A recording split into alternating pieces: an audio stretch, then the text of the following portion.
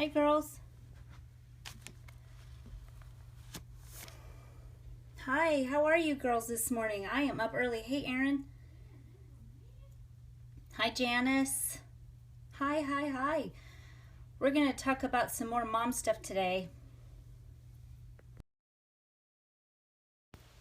Hi, guys. Good morning. Oh, thank you so much. Do I have anybody new here today? Hi.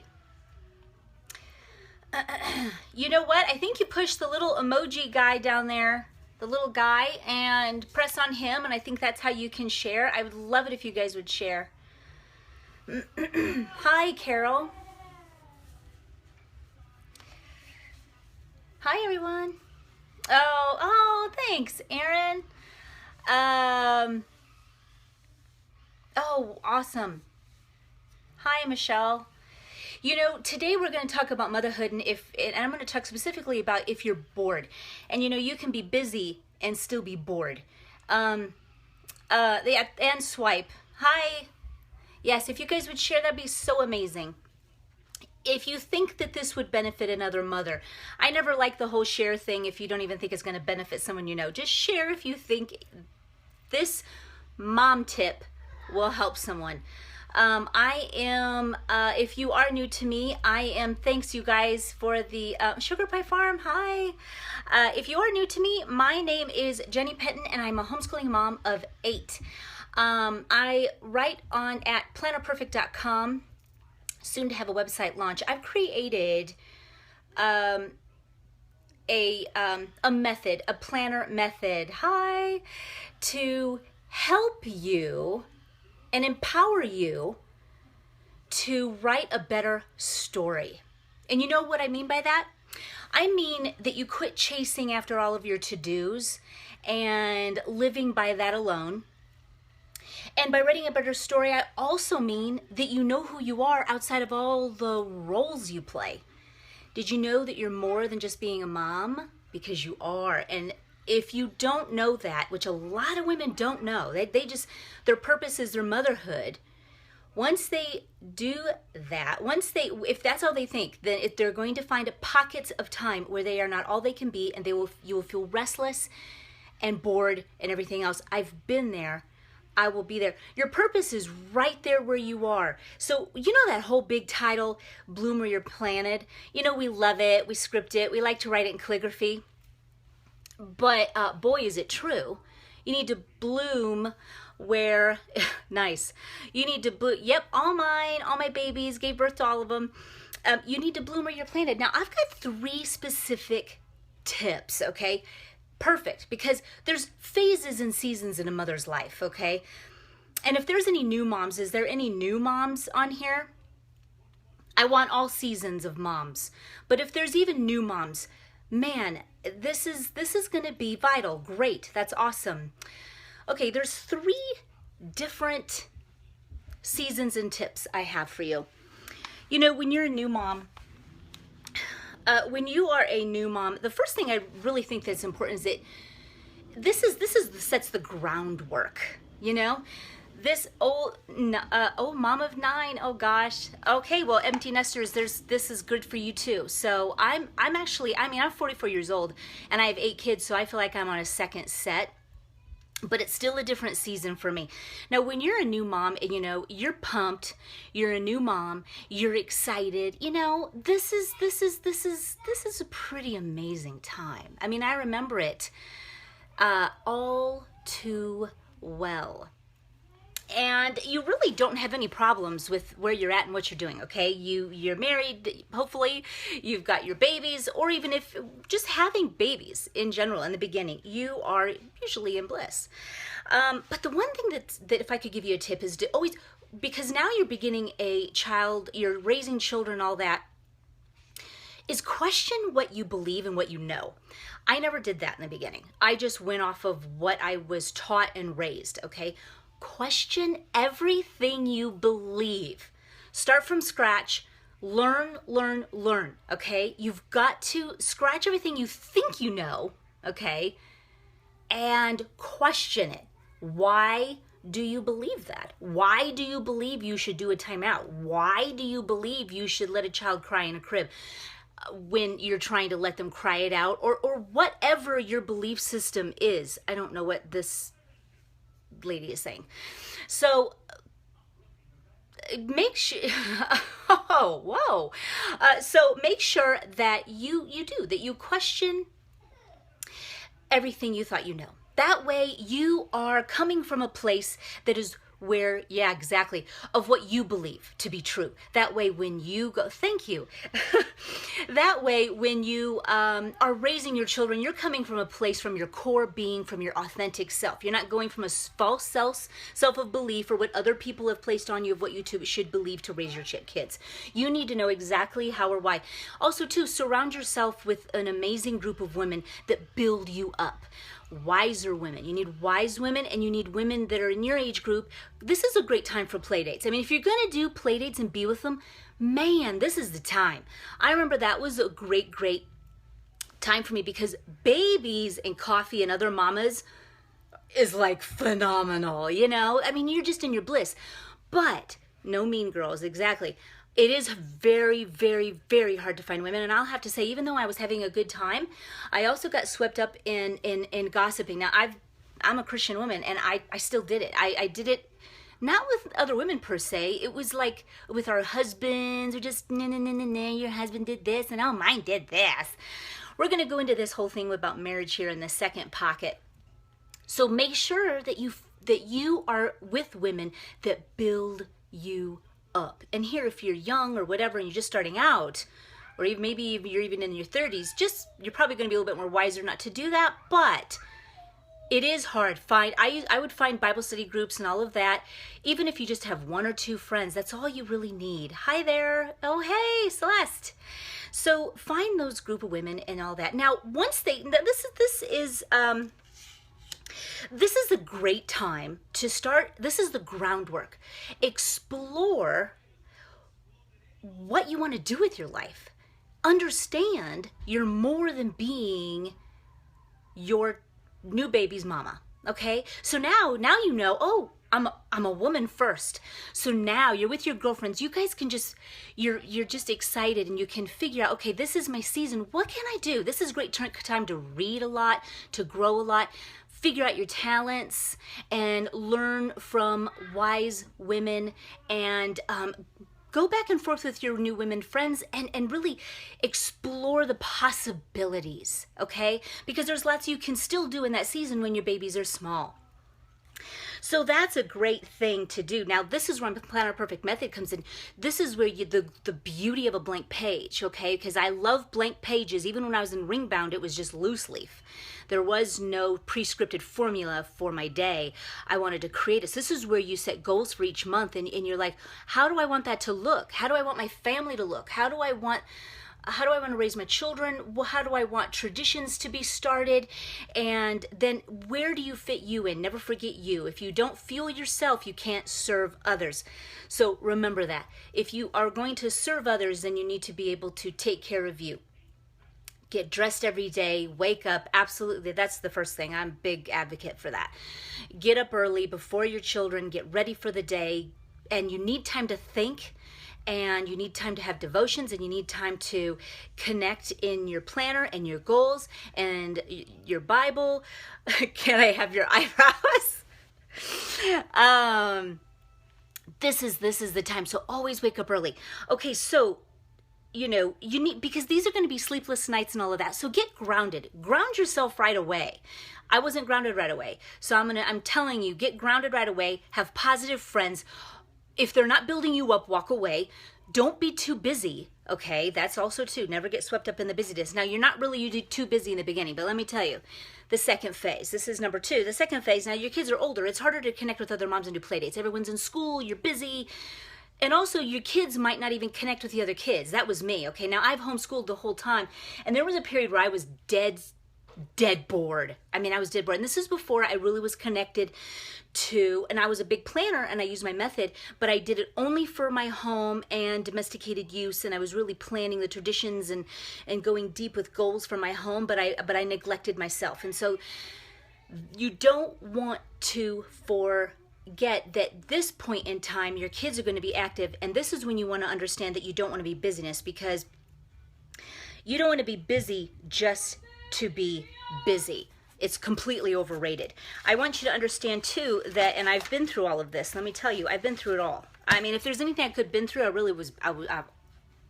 been there. You can kind of get bored, you know, you're working it, you do the mom thing. Sometimes you got any kind of lull and you're staring at SpongeBob for too long. You're like, why am I here? You know what I mean? Do you ever get that? You're just like, what am I doing again? You know, oh yeah, it's dinner, you know? And then you have those feelings and you have immediate guilt and you shove them under the rug, because after all, you're a mom. You love being a mom. You love your babies more than anything in this world. But you're like, what am I, is there purpose to me right now? There is. And you can bloom where you are planted. And the only way you're going to escape that bored feeling is knowing what you're good at and using them where you're planted. You can use them for your family and you can use them to serve others. I also want you to guard your marriage. This is a big time. Now you're several kids in, right? Now things are really going to test you, okay, with your marriage. I used to, this is funny. I can look back and laugh now. But I used to actually have a book called The Jerk Book, because I used to thought my husband was a big, huge jerk, okay? So I was a victim, okay? I was a huge victim. I used to carry around a jerk book. So not only was I bored, but I had a jerk book. And I was like, oh, my husband, he is such a jerk, okay? Let me tell you something. You know what I did to change my marriage around? Because it was rocky for 10 years. I'm telling you, it was great. It had pockets of greatness. But man, when we'd get in I would be so mad. I would get so mad. Let me tell you something. You know what I did to change my whole marriage around? It's the most amazing marriage in the world. I've been married for 20 plus years. It's been so amazing. It's been amazing only because I know we know each other. Okay, we know what to do. Nothing is like it was. So when we hit problems, it doesn't make us fall. That's what I mean by that. It's not everyday bliss, but you know what I mean. You know how to handle those situations now. You're grounded. You know what to do. Okay, so, but before, I played a victim really, really well, and I would blame him for everything. This is the big thing I did. I changed myself. Okay, that's all I did. My husband just followed suit. I just changed me. You know what I did? I validated his feelings. He always had these feelings that I thought were ludicrous. I was like, have you lost your ever loving mind? You know, I always would say that to him. Have you lost your mind? I don't even get what you're saying. Or if you think you're going to do that, you're absolutely crazy. A lot of times, and I think you have a lot of kids, you're stir crazy, you're bored, and then you got husband with complaints. Now, a lot of time, I will say this, in-laws and all of that can create a lot of tension, and that was big for us. I was really connected to my family, and I wouldn't listen to my husband if he was ever hurt by them. So I'd be like, you're crazy. My mom would never do that to you. I don't know why you would hurt my mom like that by saying that to me. So it was those kind of things. I don't know if you guys have ever experienced that, especially in-laws. If your husband is hurt by like your side of the family, you know what I mean? And then you feel disrespected and you feel like you need to defend them. And so then what he's saying is invalid. You know what I mean? It's like, you're like, I can't believe you'd say that about my sister. She's nothing of the sort. No, I love her. I can't believe you said that. Okay, now, mind you, they might not say it the best way. They may be jerks when they're saying it.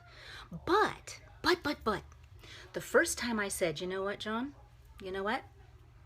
I hear you. That must have hurt you. It must have hurt you.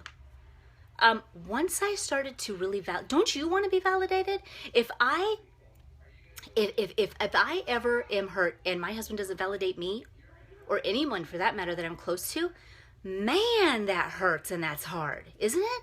You just want that validation. Then you can move on, you know? Like someone can actually confirm that you have feelings, you know? He was shocked.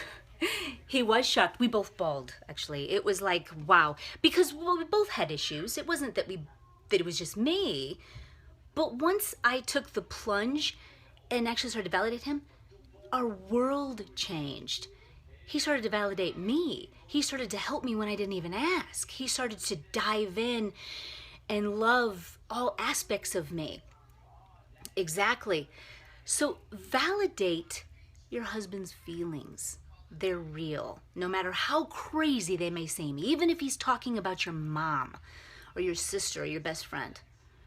Just validate him.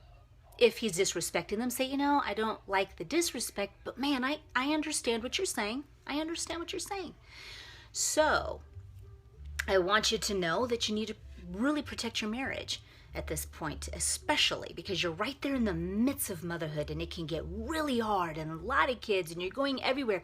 So guard your marriage. Always guard your marriage. And that's one part of it. And that's what changed my whole marriage around. So now if there's an argument, we're like, whoa, wait. Okay, I get what you're coming from, but can you do this? Okay, all right. So it's kind of like that. Listening, that's the word I wanted to hear. Ellie, that's exactly right. I've had 12 pregnancies, you guys, and 8 kids. So, I mean, man, that's a lot. So you need to listen, just like you need to listen to your children. Listen, quit talking so much. Man, have I learned that. Quit talking. I just talked all the time. Try to put someone in their place. That was me. Always putting someone in their place. Then I'd be like, well, I'm Italian, that's why. No. You're just, you don't listen. That's what it is. You learn more by listening. Tell me about it. If I ever feel I get too yucky with my kids, I'm like, okay, stop. And I just listen. Validating your kids means everything. You know, and children are harder to listen to because they can say things that are clearly off the wall, you know, but just validate them, you know, and understand them. And nothing is as serious as you think it is. Believe me, nothing is as serious.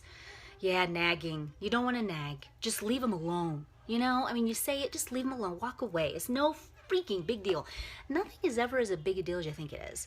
We always get so worked up and wound tight and ready to fly off the handle over really not really big deals. You look back on it, it's like, geez, relax, would you? So listen, relax, and understand who you are outside your mom, outside of being a mother and outside of the roles you play. Kids are a challenge. So know that. The big thing about not being busy is when kids start getting in school or even when they're home, where even homeschooling families are susceptible to this, we put them into every single thing to mankind because we think that that's the only thing that how they can learn is being within things and activities. And I have long forgone that. I started out that way and I pulled everybody out. And you never want children to think, because being busy is going to be your children's new normal. That's going to be their normal, is busyness. And you never want them to grow up thinking that busyness is their normal, because the only time you can truly grow and think is when you're in your quiet. And you need to be able to feel comfortable with being alone with your own thoughts and having time to just be. So don't get caught up in the busyness, because that doesn't equate success at all. Busyness, don't be busy just to be busy. If my kids say they're bored, it's like, you know what? That's when they get most creative. No, it does not equal success at all. Boy, have I found that the hard way, but it doesn't matter. I mean, I pulled everyone out of things, only chosen things that really truly mattered. We put them in, and we don't live a frazzled life at all. It's very low key. There's plenty of downtime, and I love it. So don't be so busy. Guard your marriage. This is when you can really start exploring and diving into what you want to explore and use and how you can serve others, because ultimately our purpose is serving other people with our gifts. You know what I mean? So think about that. I mean, that is life. You are at your most fulfilled when you're serving other people. So what are you good at, and how can you serve other people? Oh, smile more. Show your kids on an everyday basis when you're in a grocery store or when you're shopping or you meet other people. And I learned this too, is to smile and to talk to them and to love them. And, you know, just show love. You're teaching your kids huge. And you teach them in your everyday living. Bloom where you're planted. Then you're going to see where your gifts are and what you're good at. And you can start to really use them to serve others. And you can start serving in your home, and then pretty soon you can start to say, oh, I'm going to write this, I'm going to start being a writer or this. There's so many possibilities of how you can serve others by writing books or painting or speaking or serving here or there or doing this here or there. And ultimately, it's just being grounded in knowing your authentic self outside of being a mother. So make sure that you know where that is. And so dive into that. Have your one or two friends that you have coffee with them outside of even your kids, and make time for them. They're very, very important, but they're not going to be as important as it is now. I don't really think, if you've got pockets of time where you feel like you're bored, like it's SpongeBob on, you're just kind of bored, then that means you're not really using all of you. Because at this stage in my life, I could be finding a billion things to do to further what I'm pursuing. So website launch or painting and diving in, it's exhilarating, it's exciting. Read a lot. You should have all in your goal pages a plethora of things you want to attack and pursue. So there's no time to be bored if you know who you are outside of being your children's mother. Okay, that's what I meant by a Snapchat I did. It's not that because you can be bored and be busy. You can be bored and be busy. So find out, that's why this method is so amazing, is that well, thank you, that there are goals that you have for each month. Set out that blank paper, just tear out. If you don't have this method or my planners right now, use a blank piece of paper. See, I'm alone, but I'm never lonely. That's kind of how I am too. I've really dwindled down to one close friend, and I'm just so busy with goals and my children and my family that I've only got time for one. You want to make sure that when you have a friend that you really devote your time. So make sure you it's never good to have a ton, because then you're not going to be able to spread yourself so thin. So pick that one or two great, amazing friends and pour into them, and they will pour into you too. So yeah, absolutely. So when you get into that third phase, and I feel like, I'm not quite third phase, but I very well could have teens and be really having it a lot easier in terms of children, but I got a 2-year-old. So I'm starting all over, but I'm still feeling it where I'm in the third phase almost, because I view things differently now. Now, this is the time you can really dive into what you want to pursue, more so than you could in the second phase. So, really, really, really dive in and understand what your gifts and talents are. And again, always questioning what you believe you know, always growing, always learning. And that you're going to want to, this is going to be a great time because you can really use it to do more for you. Always the Project Me. I had started that whole Project Me thing mainly for me. And I want to just tell you guys too, you have to care for yourself by putting on makeup and caring for your skin and your hair and your nails and your body. Aren't you, you want lose weight. That's a big one. I've always been like, man, I wish I was about 10, 15 pounds lighter. Care for your body, exercise, make the time. If you don't have time, make the time. Make the time. Wake up early, have your husband watch, get a babysitter for an hour so you can go walk, whatever you have to do. Find the time to exercise, take care of your health, because it's better than getting a diagnosis that you have breast cancer when you're 40, because then you're no good to anybody anymore. Right away, always just take care of yourself, because I think as moms, we neglect ourselves for the sake of our families. And we can't do that. You're never going to be good for anybody if you're sick later.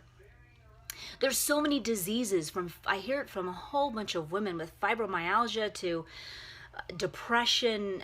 There's just so much stuff that us women can go through. And, serving others and nurturing others and being mothers and wearing many hats, it can really stress us out. And then pretty soon, because of the lack of care, our bodies fall susceptible to disease.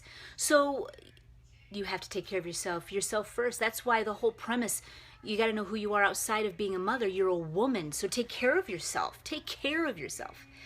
So with your emotional health, dig into that subconscious, find out what things you got lurking in there. I always say that. It's like, why do I have these beliefs, or why am I doing what I'm doing? Figure it out. If you don't like what's working, freaking change it.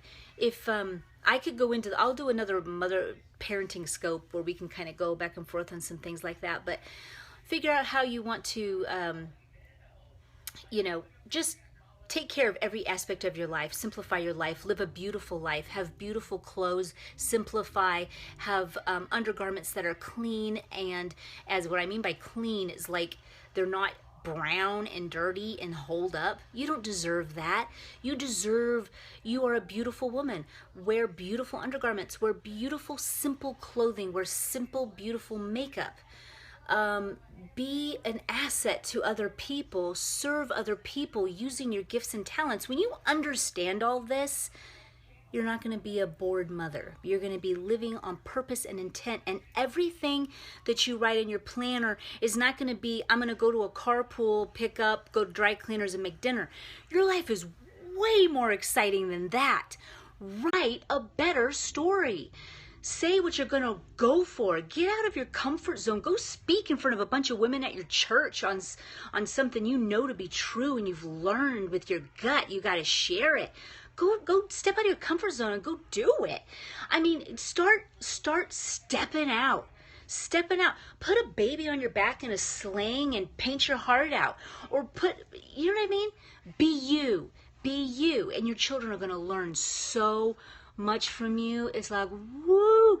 Let your planner work for you. Let your planner work for you. Let your children see that you are smart, that you're talented, that you've got gifts, and so do they. You have to be what you want them to be. You can't neglect yourself, because then you're a contradiction. You have to be what you want your children to be. And so that's my stance, girls. Okay, so let your planner work for you. Draw it out. Now, mine is more of a journal. I'm going to second, but mine can even be like more of a, here's my, if I have any new ones, this is my April, where you've got your April calendar. And then right after that, you've got your goals. Okay, these are just, I've even project goals for me, okay, of all I want to accomplish just this month. This is exciting because these pages were once blank. So this was like, oh, it's so exciting. It was just so exciting. It's like, what can I do? What can I offer? What can I do for other women that will make their lives focus on what matters? What can I, it's all about just serving other people. That's what it is. And then taking care of you, because you matter too. And just from your teeth to your feet to your skin. I mean, get detailed, because that's the only way you're going to do it. I do this every day. All this stuff for me every day. Simplify my makeup, my undergarments, clean out your closets. I'm telling you, strip them clean. Just put in there some things that you know you're going to wear, okay? And take care of yourself and eat well, okay? Don't sit and eat what's convenient. Eat well. So, more on what I want to conquer, what you want to read. Be an avid reader.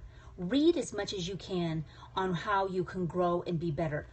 Always, always, always read. Never stop learning. This is also where you take care of your home and you're organized when you're a mom. This was my husband's birthday, so it's like, what do I want to do for him? And I did it with detail. My homeschooling goals. We're unschoolers, so I kind of like to write a whole bunch of ideas I have for them. Low carb, I've cut grains, so I've done stuff like this of how I want to do it. I do have baking days, so my kids aren't all no grain, so I bake. I'm going to do another scope on that, on how I bake and feed my family, so it costs me less money at the grocery store. So that's where all these goals go. We might get some chickens, so I kind of wrote out my dream about that and what I want to do. So, and then you dive into your days. And you know, a lot of women say, well, is this a journal, and are you writing down what happened that day? This isn't so much a journal as it's my planner, but it's kind of written in a journal format per se, because it's my story. You know, it's my story. It's where what I'm doing in the morning. I get up early. Rise before your children. Flip you around just to say it. rise before your children. If you ever want to have any control of your day, you got to get up early. I know that you people who follow me or watch me already, you already know this. It's like a broken record, but get up early. If you don't, you're going to be behind. You're going to be in the rears. I have a little Polaroid zip camera. Amazing. I totally think you should get one. It's on Amazon. I put them all throughout my planner. So rise before your family. I woke up like today. Now today I woke up at 6 because my toddler went to bed later. Oh, you too, Pam. But I woke up really early, and my dishes were out, my laundry started and folded. I had devotions. I started a blog thing. I know, I love the zip too. Started a blog post, wrote in my planner, and I painted all before my children woke up. It's exciting. You got to have this time for yourself, and you got to have time to think and know what you want for your life and your day. So anyway, script your life, use it. Yeah, exactly. So, girls, that's it for today. I'm going to be headed to the zoo. It's going to be beautiful. I live in Nebraska, and it's going to be a nice day out today, so I'm totally thrilled. So I got a lot of me done early, and now it's just me focusing on my babies all day today. And then I have pockets in here where I wrote down that I'm going to paint before dinner and read after dinner. And there's pockets of time that I totally map out so I make sure that I'm taking care of me and growing and using my gifts in my day and all of that. So anyway, girls, thanks for coming in today. Thanks for watching. And I will see you girls really soon. Bye.